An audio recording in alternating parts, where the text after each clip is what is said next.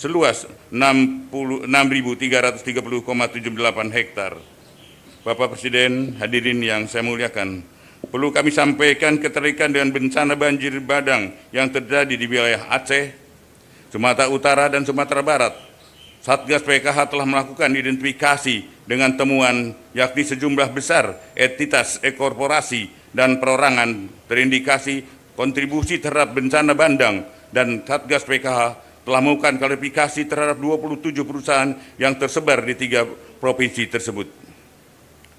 Adapun berdasarkan hasil klarifikasi Satgas PKH dan hasil analisa Pusat Riset Interdisipliner ITB, diperoleh temuan terdapat korelasi kuat bahwa bencana banjir besar di Sumatera bukan hanya fenomena alam biasa, melainkan terarah pada alih fungsi lahan yang masif di hulu sungai daerah aliran sungai yang bertemu dengan curah hujan yang tinggi, sehingga dampak hilangnya tutupan vegetasi di hulu daerah aliran sungai yang menyebabkan daya serap tanah berkurang.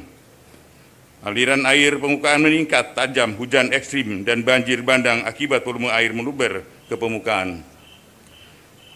Adapun rekomendasi Satgas PKH menyikapi hal tersebut, yakni melanjutkan proses investigasi terhadap semua subjek hukum yang dicurigai, baik di Sumut, Aceh maupun Sumbar, yang melibatkan seluruh stakeholder.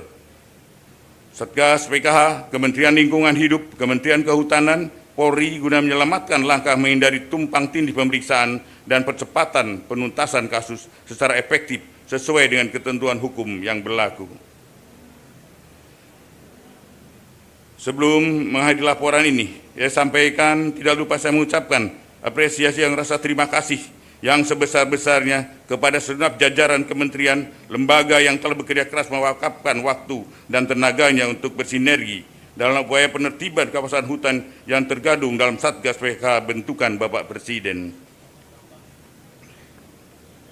Hukum harus tegak, dan penegakan hukum yang tegas diperlukan seluruh rangka penjaga stabilitas nasional.